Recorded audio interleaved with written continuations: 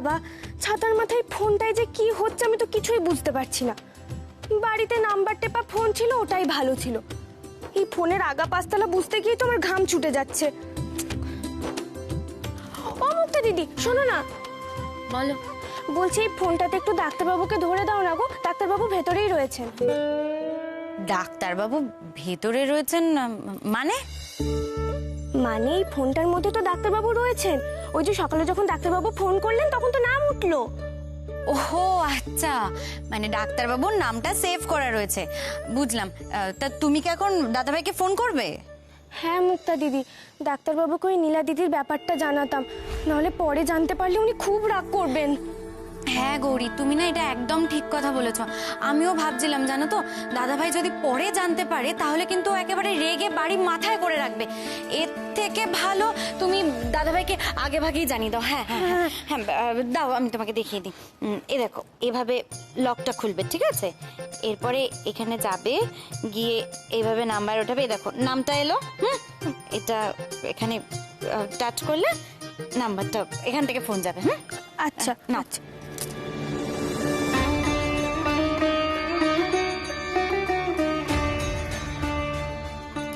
যা, ডাক্তারবাবু তো ফোনই ধরলেন না। আরেকবার করি? আর একবার করবে? না গৌরী থাক, কারণ দাদাভাই নিশ্চয়ই মনে হয় ওটিতে আছে, বুঝতে পারলে তো? ওটিতে থাকলে দাদাভাইয়ের কাছে তো ফোন থাকে না। তুমি এক কাজ করো, তুমি দাদাভাইকে কিছুক্ষণ পর আবার চেষ্টা করো। হ্যাঁ পরে? কিন্তু এখন তো আমি মায়ের কাছে যাব, আবার সন্ধেবেলা পুজোর ব্যবস্থা করতে হবে, অনেক কাজ আছে। আচ্ছা ঠিক আছে, না হয় পরেই করব।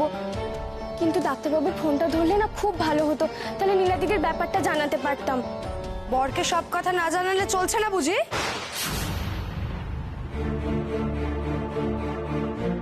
না না মেজো কাকিমণি, আসলে ডাক্তারবাবু পরে জানতে পারলে না প্রচন্ড রাগ করবেন, তাই ভাবলাম আগে। চুপ, একদম চুপ। কে বলেছে? কে বলেছে বলো? তোমাকে আগ বাড়িয়ে এত কাজ করতে কে বলেছে শুনি? কি হলো? মা, তুমি এভাবে কেন ওকে বকাবকি করছো? কি করেছে ও? তো শুধু দাদাভাইকে জানাচ্ছে, তাই না? আর তুমি তো দাদাভাইকে জানো, দাদাভাই যদি পরে জানতে পারে তাহলে কিন্তু তুই সব ব্যাপারে কেন এত কথা বলিস? যা এখান থেকে, যা বলছি। কি বললাম? আমি তোকে যেতে বলেছি মুক্তা। আরে এই যে গৌরী, খুব বার বেড়েছে তাই না? বর আইসক্রিম নিয়ে আসছে, নতুন ফোন কিনে দিচ্ছে, তাই তুমি খুব উড়ছো, একেবারে একেবারে সাপের পাঁচ পা দেখে ফেলেছো, তাই তো? কেন গো মেজো কাকিমণি, আমি এমন কি করলাম? আর বর বউকে কোনো জিনিস কিনে দিলে সেটা খারাপ নাকি? চুপ, একদম চুপ। নীলা, নীলা যে এই বাড়ি ছেড়ে চলে গেছে, এটা এখন শানকে ফোন করে জানাবার কি আছে? কি আছে শুনি আমি, কি আছে? ও শান বাড়ি এলে ওটা দেখতে পাবে না বুঝি? হ্যাঁ কিন্তু তাও। তাও কি? তাও কি? ও, তুমি আমার নামে শানকে নালিশ করবে ভেবেছিলে, তাই তো? এ বাবা মেজো কাকিমণি, তা কেন? তোমার নামে নালিশ করে আমার কি লাভ? শোনো গৌরী, তুমি না এত সরল সেজো না। হ্যাঁ, শানকে যদি আমার নামে একটা কথা বলেছো তাহলে কিন্তু আমার থেকে খারাপ কেউ হবে না, আমি বলে দিচ্ছি। আর শোনো, নীলার ইচ্ছে হয়েছে তাই নীলা এই বাড়ি ছেড়ে চলে গেছে। আর একটা কথা, বিয়ের পর মেয়েদের এতদিন বাপের বাড়িতে না থাকাই ভালো। এই কথাটা ভালো করে নিজের মাথায় ঢুকিয়ে নাও। যদি মুখ খুলেছ না তাহলে কিন্তু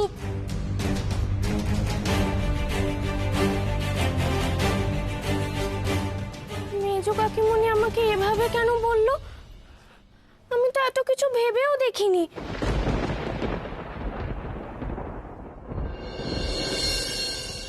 नमस्कार दादा, বলছিলাম ওই ওই असली हीरा मिल गया ना? হ্যাঁ, এই তো আপনি যা চেয়েছিলেন ঠিক সেটাই কিন্তু আনিয়ে দিয়েছি। बस क्या बात, क्या बात, बहुत बढ़िया, बहुत बढ़िया। बहुत बढ़िया बहुत बढ़िया সত্যি বলছি তনুদা আপনি যে আমার কত বড় উপকার করলেন आपको खुद ही नहीं मालूम बहुत टेंशन है आछी लाइफे बहुत बहुत प्रॉब्लम चलছে কি করব कुछ भी समझ में नहीं आ रहा है ऐसे में सैलमा আমাকে বললেন এই असली हीरा लेने से सब कुछ ठीक हो যাবে তাই যেন হয় বাবা তাই যেন হয় হিরেটা নিলে আপনার কত কি যে ভালো হবে সেটা জানি না, কিন্তু আমার কপাল খুলে যাবে। শৈলমা যা বলেছেন একেবারে তাই হবে।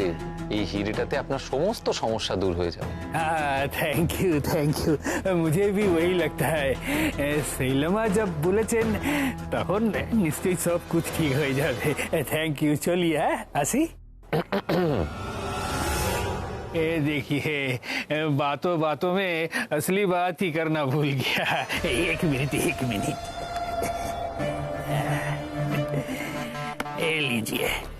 ये लीजिए আপনি যত বলেছিলেন একদম ততই আছে পুরা একদম। Thank you. ঠিক আছে তনুদা। হ্যাঁ নমস্তে। নমস্তে। আসি তাহলে, আসুন। ভালো থাকবেন। আপনিও ভালো থাকবেন। Thank you so much.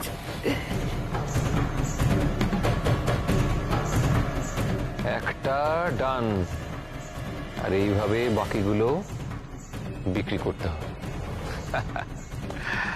ব্যাস, তাহলে নিজের আখেরটা গুছিয়ে নিতে পারবো।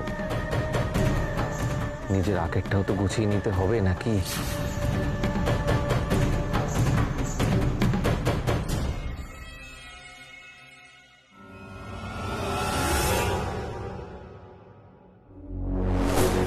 মন্দিরে যাওয়ার সময় মুখের সামনে এসে হাজির হলে কেন?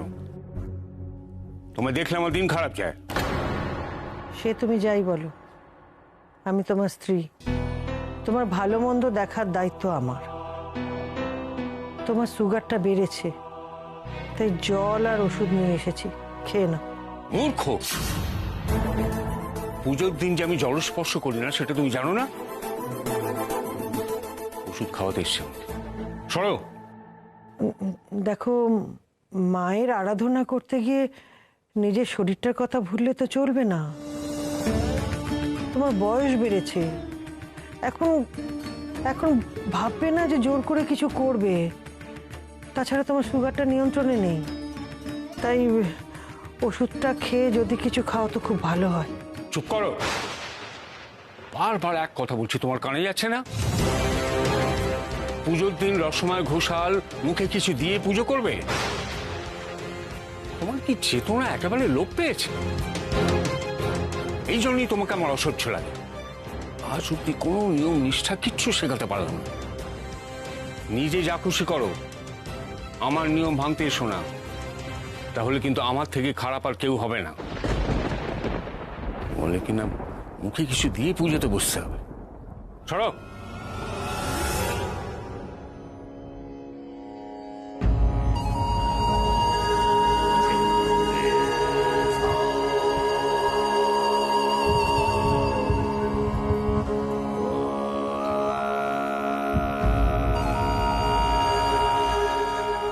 দেখেছো বাবা, মেয়ের দুঃসাহস দেখো। এত কিছুর পর এতবার বারণ করা সত্ত্বেও আবার এখানে এসে গেছে মায়ের পুজোর কাজ করতে। নির্লজ্জ কোথাকার। তুমি কিছু করো বাবা। এই, কি করছো তুমি এখানে?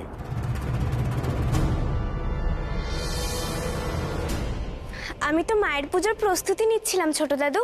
কে তোমাকে বলেছে? কেন তুমি মায়ের পুজোর কাজে হাত দিয়েছো? আমি আর শৈল নিরম্ব উপবাস করে শুদ্ধ বস্ত্র পরে পুজোর কাজে হাত দিই। তুমি জানো এসব? আমিও কিছু খাইনি ছোট দাদু। যদিও মা কখনোই চায় না যে তার সন্তানরা অভুক্ত থাকুক, তাই খেয়ে পুজো করলেও মা রাগ করতেন না। আবার বড় বড় কথা।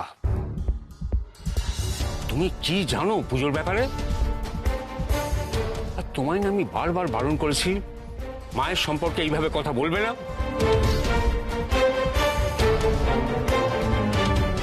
তুমি জানো আমাদের এই পুজো কত বছরের? বংশ পরম্পরায় চলছে এই পুজো। ঘনরাম ঘোষাল প্রথম এই পুজো শুরু করেন। তিনি স্বপ্নে দেখেছিলেন মা দাওয়ায় বসে মালা গাঁথছেন, আর মা বলছেন, ঘনরাম আমাকে একটা থাকার জায়গা দিবি? ঘনরাম বললেন, কেন দেব না মা? হঠাৎ ঘনরাম দেখেন স্বয়ং মহাদেব এসে দাঁড়িয়েছেন উঠোনে। মা ওনার দিকে পেছন ফিরে বসে মালা গাঁথছিলেন, তাই উনি দেখতে পাননি মাকে। উনি জিজ্ঞেস করেন, তুমি কাদের বাড়ির বউ গা? মায়ের ভীষণ অভিমান হয়। উনি উঠে দাঁড়িয়ে বললেন, তুমি নিজের বউকে চিনতে পারলে না?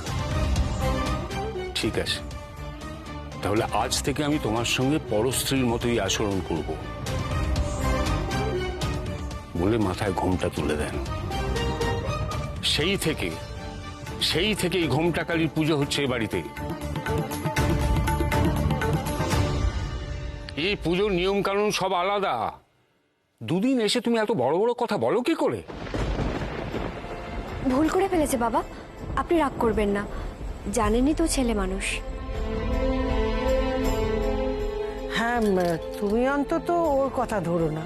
কি বললে? ওর কথা ধরবো না? কিসের জন্য শুনি? ও কি কচি খুকি নাকি? ওর এই মন্দিরে এই পুজোয় কোনো প্রয়োজন নেই সেটাও জানে না। আমি বারবার বলছি মা ওকে দেখে রুষ্ট হবে। মা, মাকো। কিন্তু শৈলমা, আমি তো... তোকে আর কিচ্ছু বলতে হবে না, তুই আয় তো আমার কাছে, আয়। তোমাকে আগ বাড়িয়ে কথা বলতে বারবার মানা করা হয়তো, তাও কেন একই কাজ বারবার করো বলো তো? পুজো শুরুর এখনো কিছুটা সময় বাকি আছে। আপনারা তৈরি হলেই আমি পুজো শুরু করব। মা, মা গো, মা।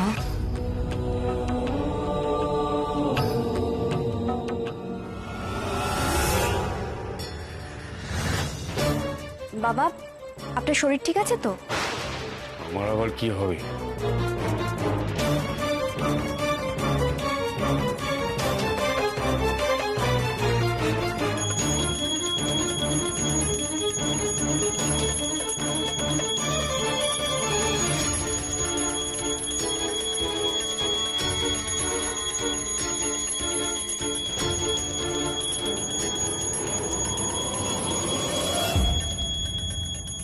বাবা,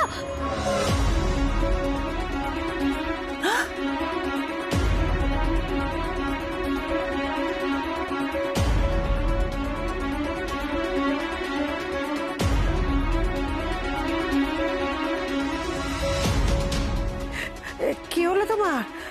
কষ্ট হচ্ছে? বলো না, বলো না আমাকে। বাবা কি হয়েছে? বাবা, আরে কেউ জল দাও না। বাবা কি হলো? কি কি বলছিস কি তুই? তুই জানিস না আজকে বাবার আর আমার নির্জলা উপোস? আজকে এত বড় পুজো আর তুই বাবাকে জল খাওয়ানোর কথা বলছিস? তুই কি বলছিস দিদি? বুঝতে পারছিস না বাবার শরীর খারাপ? জল দেবো না? আমি বলছি তো তার কোনো প্রয়োজন নেই, বাবা ঠিক হয়ে যাবে। তোর এই কথাটা আমি মানতে পারবো না। ব্যাস, বাবার শরীর খারাপ বোঝা যাচ্ছে, প্রচন্ড শরীর খারাপ, জ্ঞান হারিয়েছে। জল দিয়ে জ্ঞানটা ফেরাতে হবে, বুঝলি?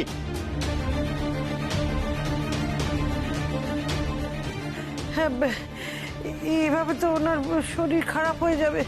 দেবু, দেবু, তুই দেখ না বাবা, কিছু একটা কর।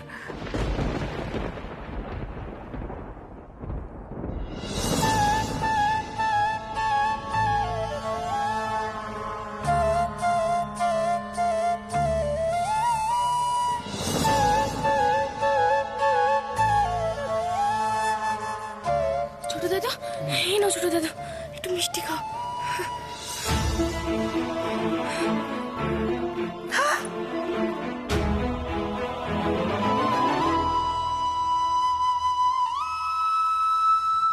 কি করলে তুমি? এত বড় অনর্থ কেন করলে? বাবাকে পুজোর আগে তুমি মিষ্টি খাওয়ালে।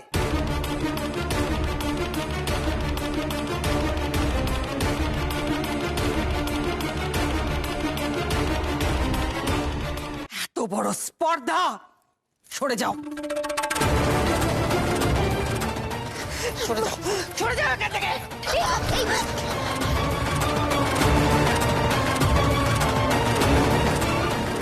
গৌরী তুমি ঠিক আছো? ছি ছি ছি ছি ছি ছি ছি! আজ মায়ের পুজোর দিনে এত বড় অনর্থ করলে তুমি! কেন কেন বাবাকে তুমি মিষ্টিটা খাওয়ালে কেন? না আসলে ছোট দাদুর তো এই অবস্থায় কিছু একটা খেতে হতো, না হলে তো আরো। চুপ! একদম চুপ!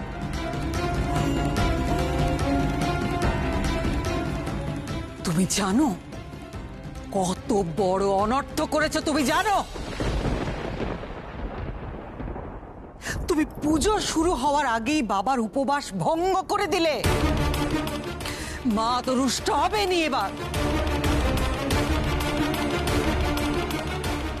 মা তো এই পুজো আর গ্রহণ করবেন না। আমাদের এত বছরের বংশ পরম্পরা তুমি এক নিমেষের মধ্যে ভঙ্গ করে দিলে।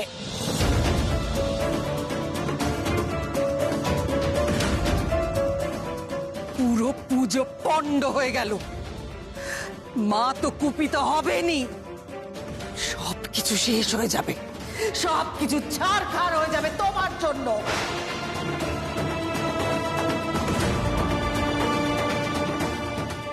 এত বড় সর্বনাশী তুমি আমাদের পরিবারের সর্বনাশ করবে বলে এসেছো।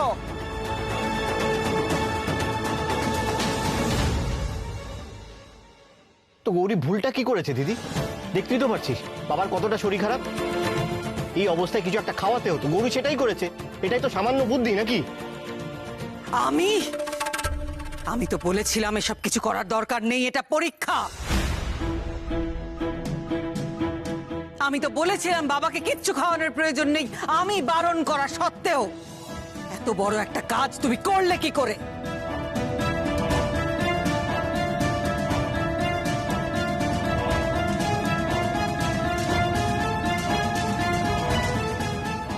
আমি বলি কি শৈল, তুই একটু শান্ত হ। তুই এভাবে গৌরীকে। চুপ করো! এই বাড়িতে আমি গৌরীর হয়ে কারুর মুখে একটা কথাও শুনতে চাই না।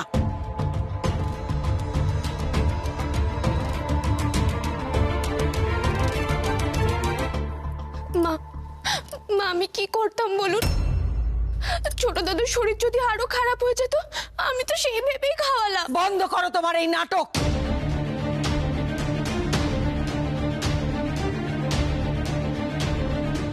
কি ভেবেছ আমি কিছু বুঝি না, তাই না? তুমি যা করেছো সব ইচ্ছে করে করেছো। তুমি তো সুযোগ খোঁজো, কি করলে এই বাড়ির সর্বনাশ হবে, কি করলে এই সংসারে অনর্থ নেমে আসবে, তুমি সুযোগ খোঁজো।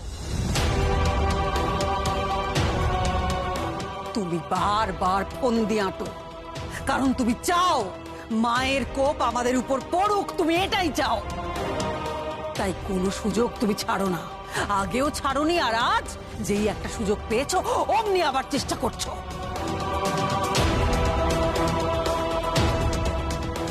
শৈল, আমার কিন্তু মনে হয় যে এখন এই সব আলোচনা না করে কি করে ভাইকে সুস্থ করে তোলা যায় সেটা ভাবা দরকার। হ্যাঁ, আমি তো সেই কথাই বলছি।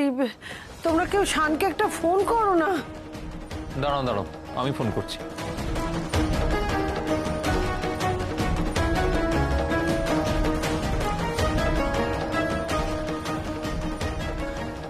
শৈলমা বলছি, কাবাবুর সত্যি কিছু আবার? আর কতবার আমাকে বলতে হবে? কিচ্ছু হবে না আমার বাবার, এটা পরীক্ষা। মা বাবার কোনো ক্ষতি হতে দেবেন না। ঈশান তো ফোন ধরছে না। ওরে তোরা কিছু একটা কর, এতক্ষণ ধরে লোকটা এভাবে পড়ে রয়েছে।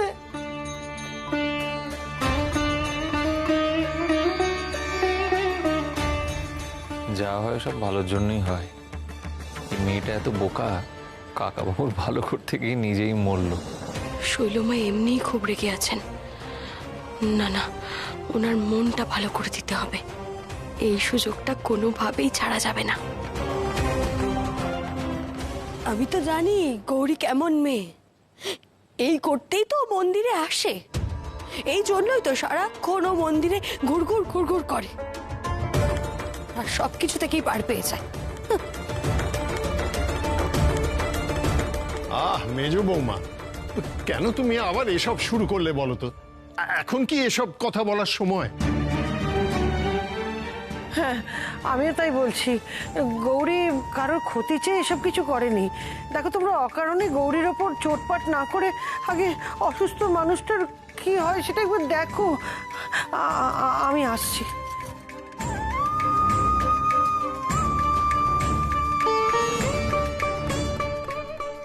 মা গো, শৈলমা তো রেগে গেলেন কেন মা? আমি তো ছোট দাদুর ভালোর জন্যই কাজটা করলাম।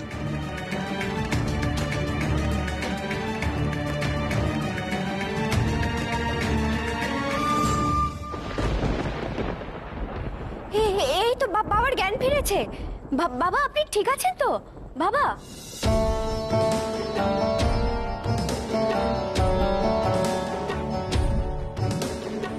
বাবা, বাবা, বাবা ওঠ।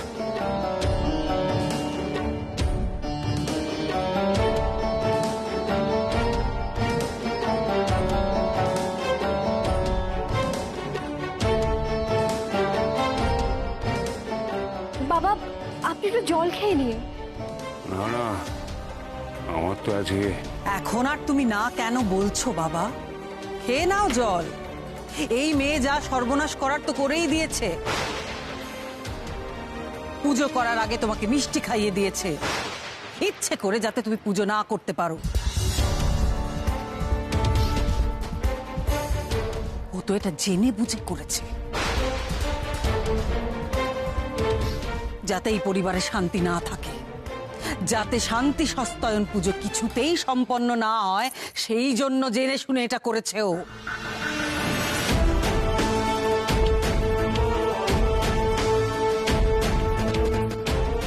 তাই তো, কিছুক্ষণ আগেই তো আমার শরীরটা খুব খারাপ লাগছিল। গৌরী আমাকে মিষ্টিটা খাওয়ানোর পর থেকেই আমি সুস্থ বোধ করছি, উঠে দাঁড়াতে পেরেছি।